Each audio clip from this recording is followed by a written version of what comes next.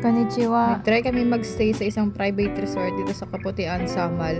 From Davao City, 15 minutes kang magfe-ferry, and then from Samal, 1 hour drive siya. So, dalawa yung pwedeng daanan. So, mas gusto namin daanan yung naka-light blue dyan kasi konti lang yung mga rough road na madadaanan mo.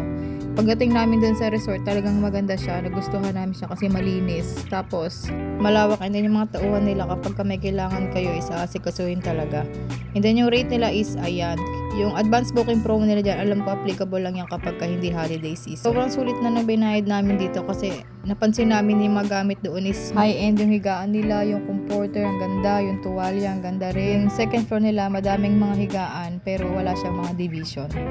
Tapos halos kompleto na rin yung mga gamit doon, yung mga pangluto, utensils. May libreng tubig na rin na maiinom doon. Sabon, panligo, shampoo.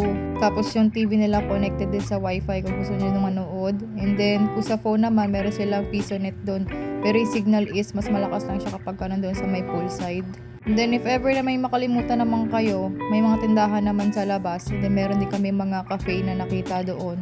Madami siyang mga tindahan, basta lakad-lakad lang kayo doon sa labas. So, yun lang. Jamata ne.